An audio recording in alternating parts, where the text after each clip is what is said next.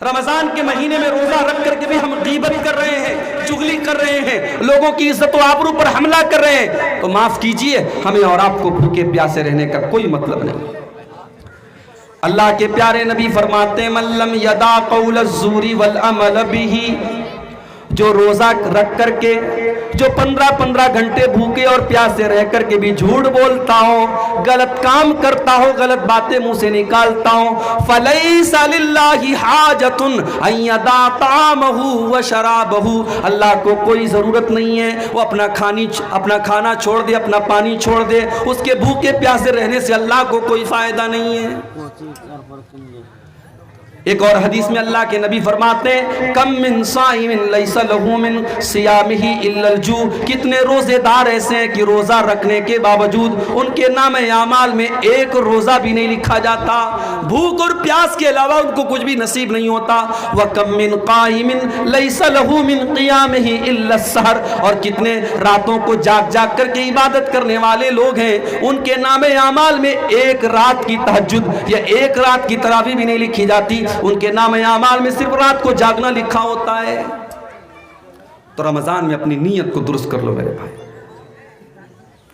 اور اپنے نوجوان ساتھیوں سے ایک بات کہنا چاہوں گا، ہو سکے، پاسبل ہے اگر ہم اور آپ چاہیں تو، ہو سکے تو ایک مہینہ تھوڑا موبائل سے دوری بنا کے رکھو۔ اس موبائل نے، اللہ کی قسم کھا کے کہتا ہوں، اس موبائل نے آج ہماری نیکیوں کو برباد کر دیا ہے، حاجیوں کے حج برباد کر دیا ہے، عمرے کرنے والوں کے عمرے برباد کر دیا ہے، صدقہ خیرات کرنے والوں کے صدقہ خیرات کو اس موبائل نے آج برباد کر دیا ہے۔ آپ پوچھیں گے وہ کیسے؟ آئیے میں ایک حدیث آپ کو سنا دیتا ہوں، حدیث سن لیجئے، آپ کو بات سمجھ میں آ جائے گی کہ موبائل کس طریقے سے ہماری نیکیوں کو کھا رہا ہے۔ ابن ماجہ کی صحیح روایت ہے، حضرت ثوبان رضی اللہ تعالیٰ عنہ حدیث کے راوی، اللہ کے پیارے نبی فرماتے ہیں صلی اللہ علیہ وسلم لَأَعْلَمَنَّ أَقْوَامًا مِّنْ أُمَّتِي يَأْتُونَ يَوْمَ الْقِيَامَةِ بِحَسَنَاتٍ أَمْثَالَ جِبَالِ تِہَامَةَ بِيضًا، میں اپنی امت کے ایسے لوگوں کو جانتا ہوں جو قیامت کے دن تہامہ کی پہاڑیوں کے برابر نیکی لے کر کے آئیں گے۔ نبی نے نیکی کا نام نہیں لیا، پہاڑوں کے برابر نیکی لے کے آئیں گے۔ اب جتنی نیکی ہم اور آپ جس کو نیکی سمجھتے ہیں اس کو آپ یہاں پہ مینشن کر دیجئے، ذکر کر دیجئے، نماز ہے، روزہ ہے، تلاوت ہے، اللہ کا ذکر ہے، صدقہ خیرات ہے، حج ہے، عمرہ ہے، پہاڑوں کے برابر نیکی لے کر کے آئے گا۔ وَيَجْعَلُهَا اللَّهُ عَزَّ وَجَلَّ هَبَاءً مَنْثُورًا، پہاڑوں کے برابر نیکیاں لے کر کے آئے گا، لیکن اللہ تعالیٰ اس کی نیکیوں کو ریزہ ریزہ کر دے گا، ہوا کی طرح اڑا دے گا، اس کی ایک نیکی بھی اللہ تعالیٰ کیوں قبول نہیں کی جائے گی۔ صحابہ ڈر گئے، پہاڑوں کے برابر نیکی لے کے آ رہا ہے اور ایک بھی نیکی اس کے کام نہیں آ رہی، صحابہ ڈر گئے۔ حضرت ثوبان رضی اللہ تعالیٰ عنہ نے فوراً کہا اے اللہ کے نبی صفہم لنا وجلہم لنا، صفہم لنا وجلہم لنا، اے اللہ کے پیارے نبی، کیا بات ہے مائک کچھ گڑبڑ ہو رہا ہے کیا؟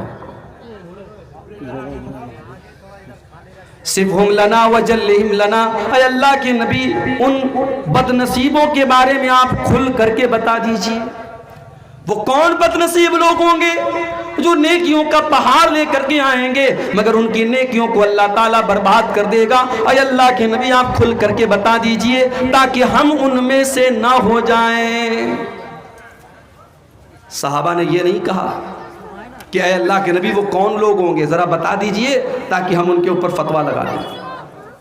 آج ہمارا اور آپ کا مزاج کیا ہے؟ ہم دوسروں پر فتویٰ لگاتے ہیں، پہلے اپنے گریبان میں جھانکنے کی ہمیں توفیق نہیں ملتی، ہم دوسروں پر فتویٰ لگاتے ہیں۔ صحابہ نے کہا اے اللہ کے نبی ہمیں بتائیے ہم ان میں سے نہ ہو جائیں۔ آپ نے فرمایا وہ تمہارے ہی بھائی ہوں گے، وہ تم ہی میں سے ہوں گے اور تمہارے ہی بھائی ہوں گے، تمہاری ہی نسل سے ہوں گے، تمہاری طرح نماز بھی پڑھیں گے، روزہ بھی رکھیں گے، صدقہ خیرات بھی کریں گے، وَلَكِنَّهُمْ إِذَا خَلَوْا بِمَحَارِمِ اللَّهِ انْتَهَكُوهَا، بس ایک بات کی کمی ہوگی، بس ایک چیز کی کمی ہوگی، جب وہ اکیلے میں ہوں گے، جب وہ تنہائی میں ہوں گے، جب وہ خلوت میں ہوں گے تو وہ حرام کاموں کا ارتکاب کریں گے، وہ ناجائز کام کریں گے، وہ آنکھوں کا زنا کریں گے، وہ ہاتھوں کا زنا کریں گے، وہ ناجائز اور حرام کام کریں گے۔ وہ بظاہر تو بڑے نیک ہوں گے، بظاہر تو بڑے روزے دار ہوں گے، وہ لوگوں کے سامنے تو بہت نیک اور بہت پرہیزگار ہوں گے، لیکن اکیلے میں ان سے بہت سارے گناہ سرزد ہوں گے۔ آج موبائل نے اسی مقام پر ہم کو لا کے کھڑا کر دیا ہے میرے بھائی۔ رات کے 12 بجے نوجوان لڑکا کھیتوں میں نکل کر کے کس سے بات کر رہا ہے کیا ہم نہیں جانتے؟ رات کو 2 بجے جوان لڑکی کسی سے چپکے فون پر بات کر رہی ہے، کس سے باتیں کر رہی ہے ہمیں اندازہ نہیں ہے۔ میرے پیارے ساتھیوں، اس موبائل نے آج بچوں سے ان کا بچپن چھین لیا۔ اس موبائل نے آج بوڑھوں کے بڑھاپے اور بزرگی کے تقدس کو ختم کر دیا۔ اس موبائل نے آج وہ حالات پیدا کر دیے کہ مسجد کے اندر نماز ہو رہی ہے، امام صاحب قرآن کی تلاوت کر رہے ہیں اور موبائل کی رنگ بج رہی ہے، گانا بج رہا ہے۔ کبھی کسی نے تصور نہیں کیا تھا کہ مسجد کے اندر گانا بجے گا۔ اس موبائل نے وہ حالات بھی لا کے پیدا کر دیے۔ تو اس موبائل کو اپنی مغفرت کے راستے میں رکاوٹ بننے مت دو میرے بھائی۔ اگر اللہ نے 1 مہینہ آپ کو دیا ہے اپنے آپ کو بخشوانے کا، تو اس موقع کو اس موبائل کی وجہ سے چوکنے مت دو کہ آپ موبائل بند کر دو۔ کرنا چاہو تو وہ بھی کر سکتے ہو بھائی، بہت بڑے کاروباری ہیں آپ، لیکن اگر آپ چاہیں 1 مہینہ موبائل کا استعمال کم کر سکتے ہیں۔ ممبئی کی سرزمین پر آپ سے بڑے بڑے بزنس مین لوگ رہتے ہیں۔ ممبئی میں ایک جگہ میں گیا، رمضان کا مہینہ تھا، ایک نوجوان شخص اعتکاف میں بیٹھا ہوا تھا۔ مجھے وہاں کے لوگوں نے بتایا، مولوی صاحب یہ جو اعتکاف میں بیٹھے ہیں آپ جانتے کون ہیں؟ کہنے لگے یہ کروڑ پتی آدمی ہے، کروڑوں کا بزنس ہے اس کا، مگر ہر سال یہ رمضان کے آخری عشرے میں اعتکاف میں بیٹھتا ہے اور اپنا موبائل دوسروں کو دے کر کے اپنے یعنی جو اس کے انڈر میں کام کرتے ہیں، جو ملازم ہوتے ہیں، ان کو دے کے جاتا ہے۔ اپنے پاس ایک پرسنل موبائل چھوٹا سا لے کے جاتا ہے کہ کبھی گھر والوں سے کوئی ضرورت پڑی تو بات کر لے، اور یہ 10 دن وہ اللہ کی عبادت میں گزارتا ہے۔ کرنا چاہو تو میرے پیارے بھائیوں بہت کچھ ہے۔ رمضان کا مہینہ اللہ کی طرف سے ایک تحفہ ہے بخشوانے کے لیے، اور بڑے بدنصیب ہیں وہ لوگ جو اس تحفے کی قدر نہ کریں۔ اللہ کے نبی منبر کے اوپر چڑھ رہے ہیں، پہلی سیڑھی پر آپ نے قدم رکھا، فرمایا آمین، دوسری سیڑھی پر قدم رکھا، فرمایا آمین، تیسری سیڑھی پر قدم رکھا، فرمایا آمین۔ صحیح ترغیب و ترہیب کی روایت ہے، آپ نے منبر کی 3 سیڑھیوں پر قدم رکھ کر کے آمین کہا۔ صحابہ کو بڑی حیرت ہوئی، اے اللہ کے نبی کیا بات ہے، آپ نے بار بار آج آمین کیوں کہا؟ آپ نے فرمایا جب میں نے منبر کی پہلی سیڑھی پر قدم رکھا، جبریل امین نے بددعا کی، رغیم انف رجل ادرک رمضان فلم یغفر له، اس انسان کے لیے بربادی ہو جس نے رمضان کا مہینہ تو پایا مگر اپنی بخشش نہ کروا سکا۔ رمضان کا مہینہ ملا اور اس کی بخشش نہ ہو سکی، بربادی ہو اس انسان کے لیے۔ جبریل نے بددعا کی، میں نے آمین کہا۔ دوسری سیڑھی پر قدم رکھا، جبریل امین نے بددعا کی، رغیم انف رجل ادرک عندہ الکبر والداہ، اس کے والدین بڑھاپے کو پہنچ گئے، اس نے اپنے ماں باپ کو بڑھاپے کی حالت میں پایا، فلم یغفر لہ، اور اپنی بخشش نہ کروا سکا۔ ماں باپ اس کو بڑھاپے میں ملے، ان کی خدمت کر کے اپنے آپ کو جنت کا حقدار نہ کر سکا، اس بدنصیب انسان کے لیے بربادی ہو۔ جبریل نے بددعا کی اور پیارے نبی نے آمین کہی۔ اور منبر کی تیسری سیڑھی پر جب آپ نے قدم رکھا، کہا کہ جبریل نے بددعا کی، رغیم انف رجل ذکرت عنہ فلم یصلی علیہ، بربادی ہو اس انسان کے لیے جس کے سامنے اس کے پیارے نبی جناب محمد الرسول اللہ صلی اللہ علیہ وسلم کا نام لیا گیا اور اس نے درود نہیں پڑھا، کم سے کم صلی اللہ علیہ وسلم تک اس نے نہیں پڑھا، اس کے لیے بھی آپ نے بربادی کی بددعا کی۔ آپ کے گاؤں میں جب میں آیا، میں نے عیدگاہ کی نظر آئی، میں نے لوگوں سے پوچھا ماشاءاللہ بڑی اچھی عیدگاہ ہے، لوگوں نے بتایا عیدگاہ تو بہت اچھی ہے مولوی صاحب، لیکن ہمارے یہاں عورتوں کے لیے ارینجمنٹ نہیں ہے۔ مولوی صاحب مسجد بڑی شاندار ہے، 3 منزل کی مسجد ہے ہمارے یہاں، مگر جمعہ کی نماز میں عورتوں کے لیے ہمارے پاس کوئی انتظام نہیں ہے۔ اللہ کے یہاں جواب دینے کے لیے تیار رہنا میرے بھائی۔ اللہ پوچھے گا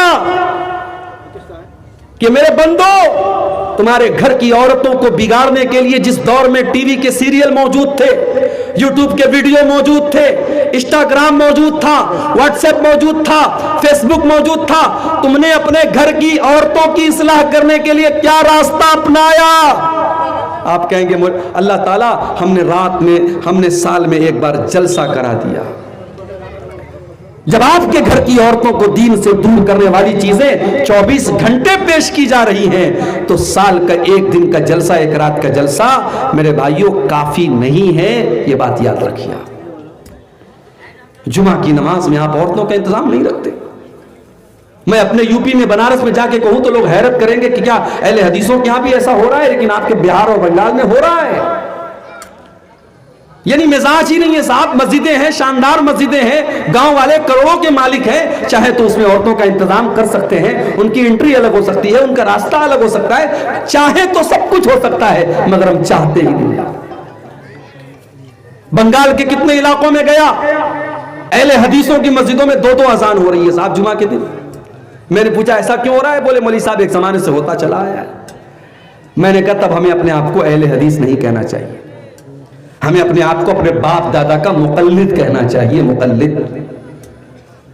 ارے ہم نے اہل حدیثیت اسی لیے قبول کی ہے، ہم کسی کی تقلید نہیں کرتے۔ جب ہم نے امام ابو حنیفہ، امام مالک، امام شافعی اور امام احمد ابن حنبل جیسے بڑے بڑے اماموں کی تقلید نہیں کی تو اپنے باپ دادا کی تقلید کریں گے ہم؟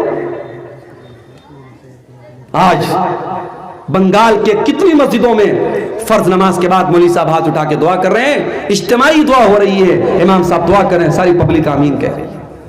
کیوں ہو رہا ہے میرے بھائی؟ یہ تقلیدی ذہن کیوں ہے آپ کے ہاں؟ رمضان کا مہینہ آ رہا ہے، کم سے کم آپ اپنی مسجدوں میں عورتوں کے لیے انتظام کراؤ میرے بھائی۔ میں آپ کی غیرت کو جگا رہا ہوں۔ میرے نوجوانوں، اگر اپنے قوم کی عورتوں کو بچانا چاہتے ہو، اگر چاہتے ہو کہ تمہارے گاؤں کی لڑکیاں اور بہنیں تمہاری کل آنے والے دنوں میں جو حالات ہیں مرتد نہ ہو جائیں، تو اللہ کے واسطے اپنی بیٹیوں کو ایمان سکھاؤ، ان کو اسلام سکھاؤ، ان کو قرآن و سنت سکھاؤ۔